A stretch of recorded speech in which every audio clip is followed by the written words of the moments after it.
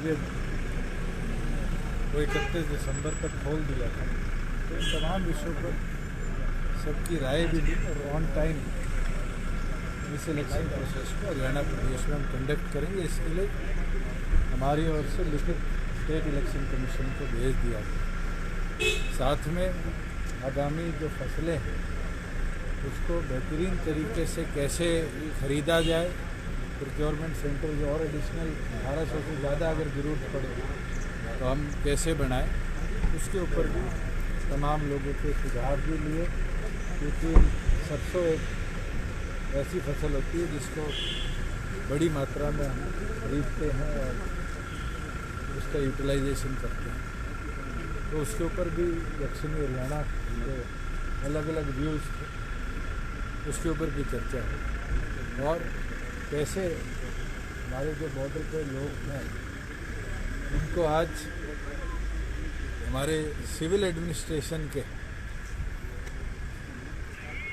1000-1200 के बीच में employees monitor कर रहे हैं। क्या वो सैनिटेशन की बात हो, क्या इलेक्ट्रिसिटी की बात हो, उसको रेगुलर मॉनिटर किया जाए, इसके ऊपर भी चर्चा हुई।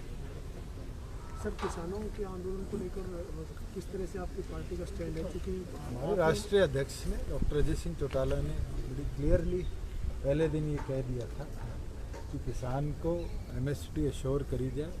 और कल जो केंद्र ने लिखित में प्रस्ताव दिया है उसके अंदर भी सहमति उन्होंने दी है कि एमएसपी को हम इन राइटिंग देने का काम करेंगे।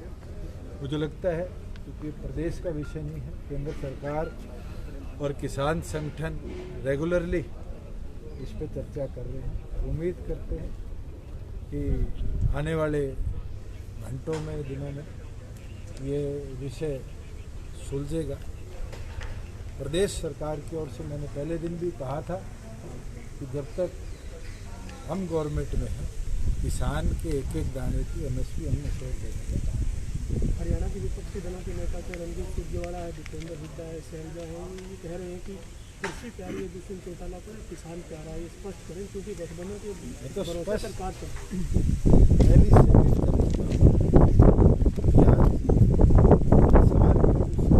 फसल का दाम जो आज वो मांग रहा है एमएसपी पर, जब तक मैं एश्योर कर पाऊँ मैं यहाँ बैठूँ। जिस दिन मैं एश्योर नहीं कर पाऊँ मैं सबसे पहले इस्तीफ़ा देकर बाहर जाने का काम करें।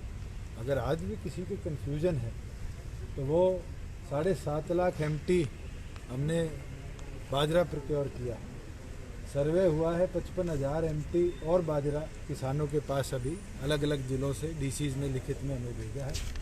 उसको भी हमने कल क्लियरेंस दे दी कि हम प्रोक्योर करेंगे। आज इतिहास के अंदर इतने बड़ी मात्रा में कभी बाजरे की प्रोक्योरमेंट नहीं। स्टेट की बाजरे की कंजम्पशन 75,000 एमटी है, फिर भी हमारी एजेंसीज ने चाहे बाजरा हो, नरमा हो, दाल हो, मक्का हो, मूंगफली हो, चावल को छोड़ के ये सारी चीज़ें भी प्रोक्योर करने का काम किया है। और आगे भी जो हमारी अब फसलें आएंगी जिसमें सरसों और वीट तो बड़े स्केल पे प्रोक्योर होती है, मगर छोटे स्केल पे जो फार्मिंग करी जाती है उन फसलों को भी हम प्रायोरिटी से परचेज करेंगे। विपक्षी नेताओं क्या कहेंगे सर, ये लगातार आपको लेकर बयानबाजी करें? इसका मतलब तो उन सबको चिंता सबसे ज़्यादा मेरी है।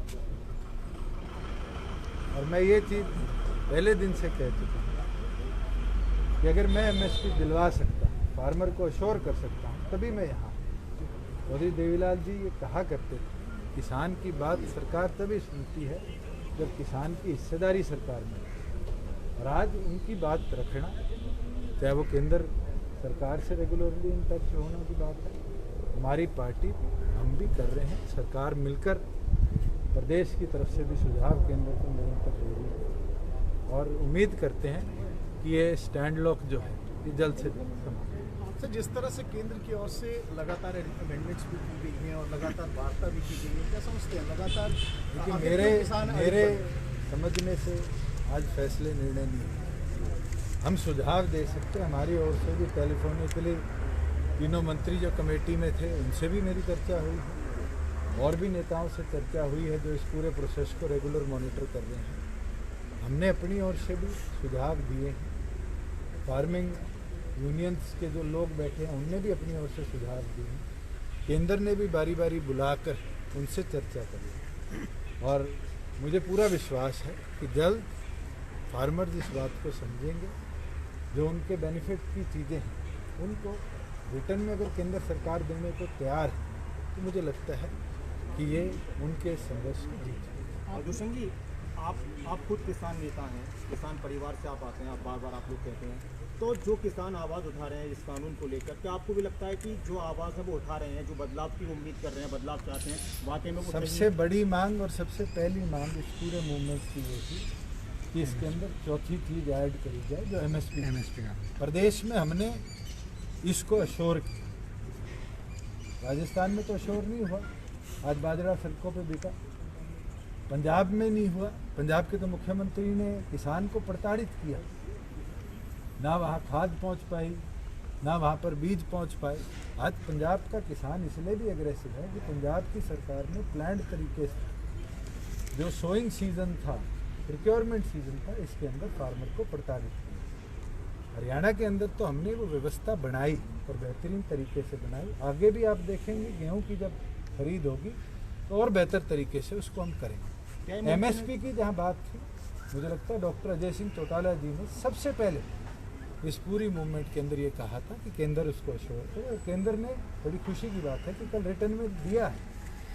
और मैं उम्मीद करता हूँ कि जो फार्मर यूनियंस के लीडर्स हैं वो किसी न किसी म्यूचुअल कंसेंट पर आकर इस पूरे प्रोसेस के अंदर अगर इसे रिटर्न एश्योरेंस मिल रही है तो मुझे नहीं लगता कि इसको और आगे ले जाने की कोई वार्ता बनती। आपकी पार्टी के विधायक भी सब ये कह रहे हैं कि हम किसान पहले हैं, किसानों मैं के तो साथ खुद हैं। कह रहा हूँ मैं किसान पहले हूँ, मैंने कब मना कर दिया मैं किसान हूँ। मगर किसान को उसकी उपज का दाम दिलाना हमारी जिम्मेवारी है। हमारे सरकार के तमाम लोगों ने पिछले प्रोक्योरमेंट या उससे पिछले प्रोक्योरमेंट सीजन के अंदर पूरी तौर पर किसान की दामी उसके खाते में डलवाने का काम किया। पंजाब भी आज तक नहीं कर पाया, राजस्थान ने तो प्रोसेस ही नहीं शुरू किया।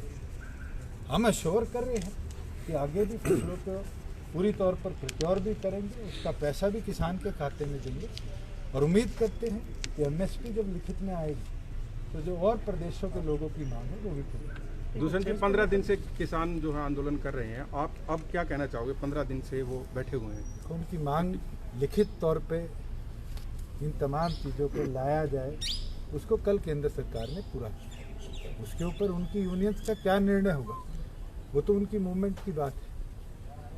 आज प्रदेश की तरफ से वहाँ पर व्यवस्था बनानी हो, उसके अंदर हमारी सरकार के